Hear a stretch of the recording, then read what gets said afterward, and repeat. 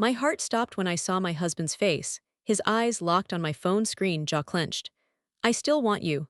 4 words from my ex, and my husband had read them before I even knew they existed. Silence filled the room, heavier than any scream. Was this the moment my marriage shattered? I had seconds to explain, but was there anything left to save? I never thought I'd be the kind of woman caught in a situation like this. My name is Emily, I'm 32, and for the last 5 years, I believed I had the perfect marriage. My husband, Jake, was everything a woman could ask for: loyal, hardworking, the kind of man who never missed an anniversary and always made sure I felt loved. We met in the most cliché yet romantic way at a bookstore. I was reaching for a novel on the top shelf, and before I could grab it, his hand was already there. We laughed, exchanged numbers, and within a year we were inseparable. Jake was steady, reliable. He never played games, never kept secrets. Unlike my ex, Ryan. Ryan was the opposite of Jake in every way. If Jake was a calm river, Ryan was a wildfire, reckless, intense, unpredictable. Our relationship had been passionate but toxic. The highs were exhilarating, but the lows, devastating. He'd disappear for days, flirt with other women right in front of me, and always found a way to twist the blame back on me. I walked away from that chaos, swearing I'd never look back. And I didn't, at least not until that night. Jake and I had settled into our cozy, predictable life. We had our Friday night movie traditions, our Sunday morning coffee runs, and a level of trust that made me feel safe. But maybe that was the problem. Life had become too predictable. I won't lie, I sometimes missed the thrill, the butterflies, the heart-racing moments that Ryan had given me. That's why when I saw his name pop up in my DMs a few weeks ago, I hesitated. I shouldn't have opened it, but curiosity won. The message was innocent at first. A simple, "Hey, long time no talk, hope you're doing well." I told myself there was no harm in responding. And maybe there wouldn't have been if I had stopped there. But I didn't. The messages continued. Casual at first, then flirtatious, then something darker, something forbidden. I never told Ryan I was married. And now, looking back, I wonder if that's why he sent those 4 words. I still want you. And now, my husband had read them before I even knew they were there. Jake's eyes stayed on the screen, his grip on my phone tightening. My stomach twisted into knots as I watched his expression shift, from confusion to realization, and then to something far worse. Betrayal. Care to explain this? His voice was eerily calm, but I knew him well enough to hear the storm brewing beneath. My mind raced. What could I say? It's not what it looks like. That would be a lie, because honestly I didn't know what it was. I swallowed hard. Jake, it's just Ryan. He messaged me out of nowhere. I didn't respond. Jake finally looked up at me, his green eyes dark with hurt. Really? He turned the phone toward me. Because it looks like you two have been talking for a while. My heart plummeted. He had scrolled up. He had seen everything. The friendly check-ins, the late-night messages, the playful teasing, the dangerous nostalgia creeping between the lines. I had been reckless. Maybe I told myself it was harmless. Maybe I thought I was just entertaining an old memory, indulging in a moment of excitement that my life with Jake no longer provided. But in this moment, none of that mattered. Jake saw it as what it was: a betrayal of trust. He stood abruptly, shoving the phone into my hands. I don't even know what to say to you right now. I reached for him instinctively. Jake, please. He took a step back. Did you ever plan to tell me? I hesitated. That second of silence was enough of an answer for him. He let out a sharp breath, running a hand through his hair. Wow. I felt the panic rising in my chest. It was never serious. It was just talking, I swear. I never meant to. To what? He cut me off, his voice sharp. You never meant for me to find out. You never meant to take it further. Because from what I just read, it sure as hell seems like you were headed there. I wanted to argue. I wanted to say something that would erase the pain in his eyes. But what excuse could I give? That I was bored. That I missed feeling wanted in a way I hadn't in years.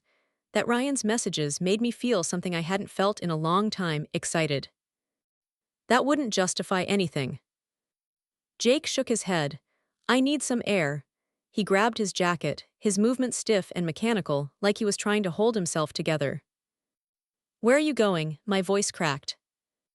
I don't know, he muttered. Then, without another word, he walked out. And just like that, he was gone. I stood frozen in the middle of our living room, staring at the front door. My hands trembled as I gripped my phone. The screen was still open, Ryan's last message glaring back at me. I still want you. I exhaled shakily. What had I done? For the first time since this all started, a terrifying thought hit me. Had I already lost my husband? The silence in our home was suffocating. Jake had been gone for hours. I sent a few texts, please come home, can we talk, but they remained unread. My hands were cold, my mind racing with worst-case scenarios. Had I just ruined everything? I stared at my phone, and before I could stop myself, I clicked on Ryan's chat. You really screwed things up for me tonight. The message sent, I shouldn't have typed it, I shouldn't have even been thinking about him, but I was. A few minutes later, the typing bubble appeared. Ryan, did I? Or did I just remind you of what you're missing? I clenched my jaw. He always knew what to say to get under my skin. And the worst part, he wasn't entirely wrong. I hadn't realized how dull things had gotten with Jake until Ryan's messages started filling my inbox. The teasing, the flirty undertones, the rush of something forbidden, it felt intoxicating. Like stepping back into a version of myself I hadn't seen in years. I shook my head, shutting my eyes. No, this is wrong, I love Jake, I just need to fix this. But a small, insidious voice in the back of my mind whispered, fix what? The fact that he saw the truth. That thought made me sick. Then my phone buzzed again. Ryan, if he walks away, you know where to find me.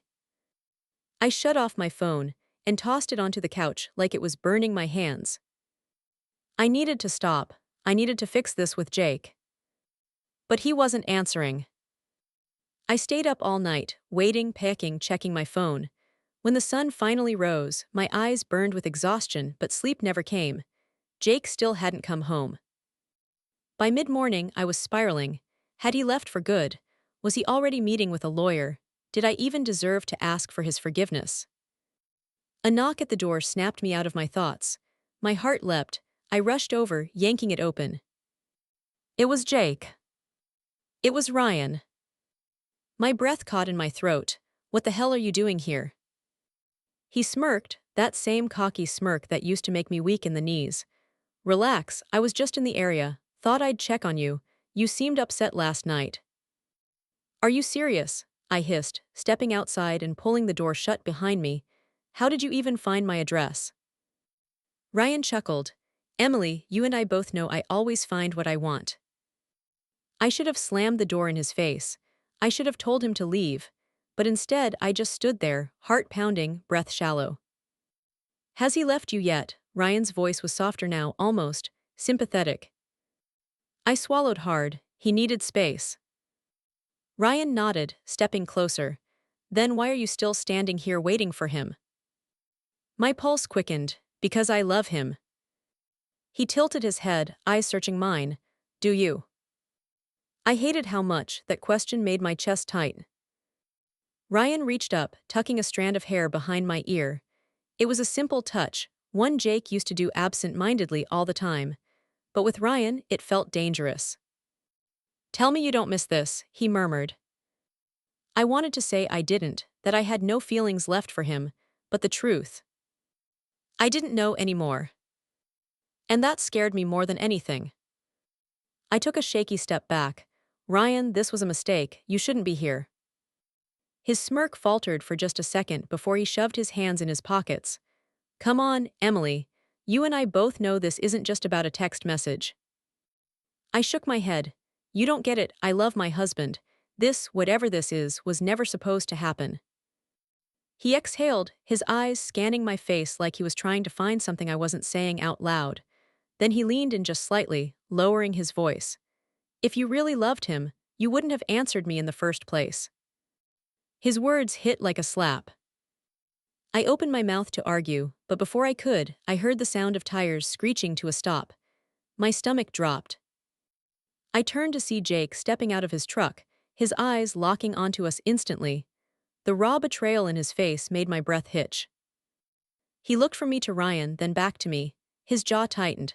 So this is where we are now. His voice was quiet, but it carried the weight of something breaking. Panic surged through me. Jake, this isn't, he just showed up, I didn't. Jake held up a hand, stopping me mid-sentence. I don't want to hear it, Emily. Ryan, ever the arrogant bastard, chuckled under his breath. Damn, didn't realize I was interrupting a moment. Jake turned to him with an expression I'd never seen before. Leave, now. Ryan raised his hands in mock surrender. Relax, man, she's a big girl, she can make her own decisions. Jake clenched his fists. I thought for a second he was going to hit him. A part of me almost wanted him to, at least then I wouldn't be the only one guilty of something tonight. Instead, Jake exhaled sharply and turned to me. So, what's your decision? My heart pounded. Jake, please, he doesn't mean anything, I swear. He let out a bitter laugh. Doesn't mean anything, then why was he here? Why were you letting him touch you? I swallowed hard. I was telling him to leave. Jake shook his head. And yet, you didn't close the door. The weight of his words crashed over me. Ryan took a step back, shrugging. Well, this has been fun. Let me know if you change your mind, Em. Then he turned and walked away, whistling like he hadn't just detonated a bomb in my marriage. The moment he was gone, I turned back to Jake. Please, just let me explain. His expression was unreadable. Go ahead. I scrambled for words.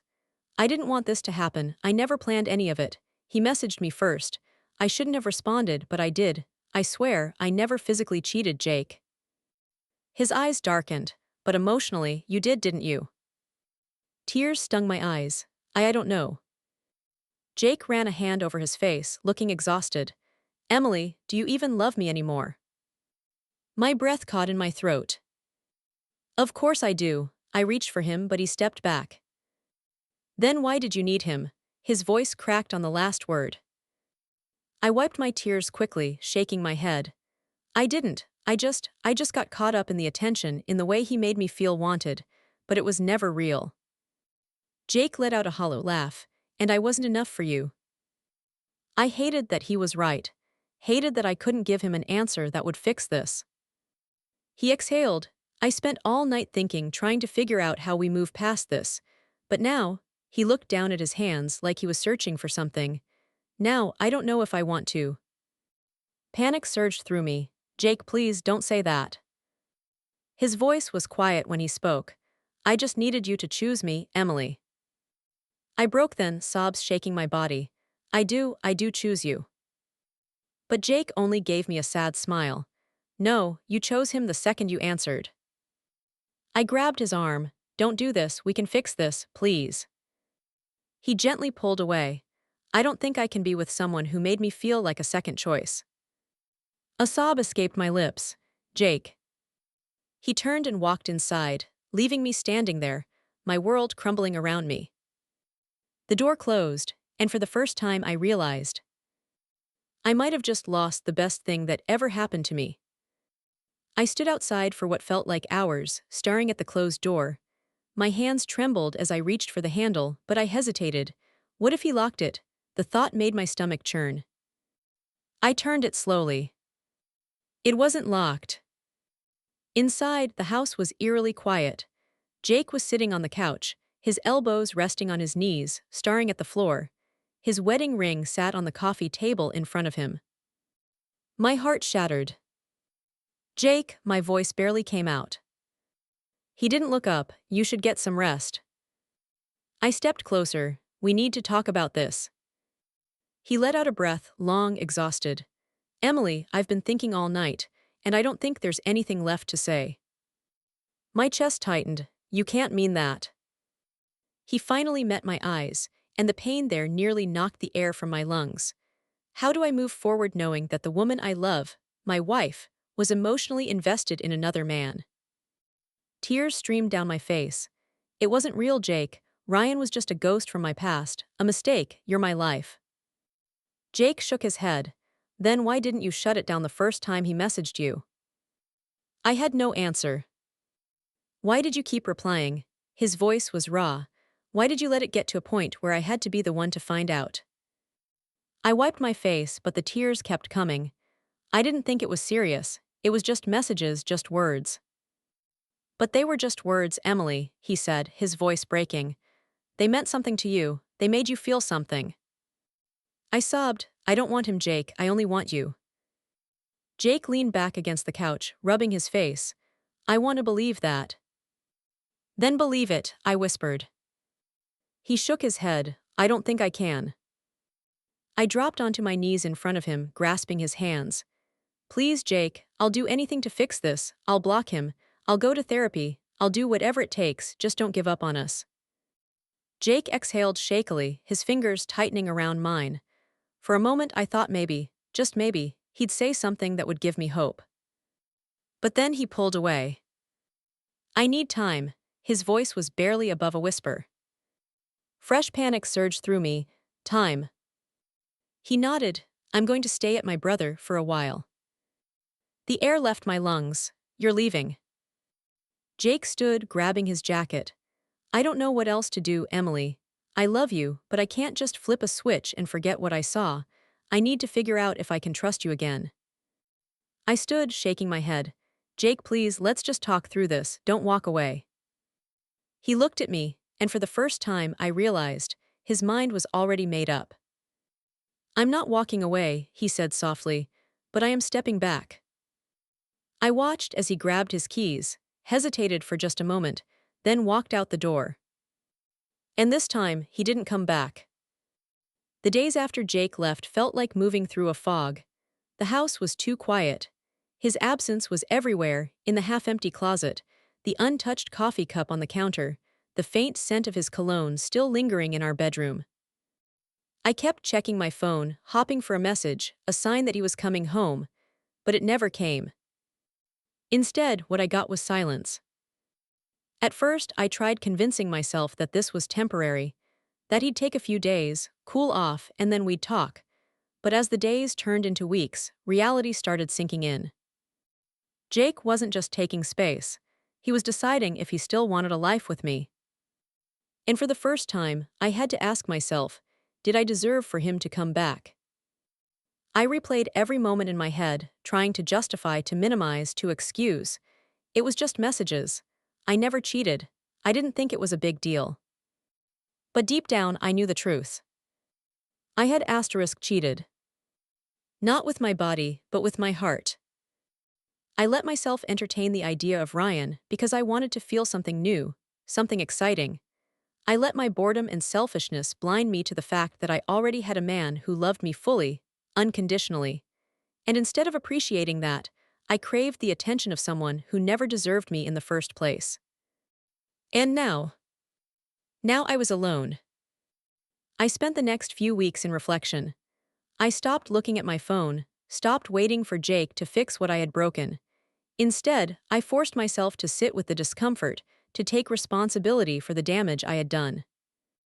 One night, as I lay in bed staring at the ceiling, I finally admitted something out loud.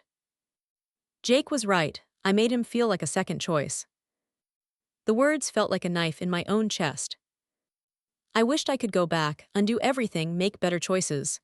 But I couldn't. The only thing I could do was grow from it.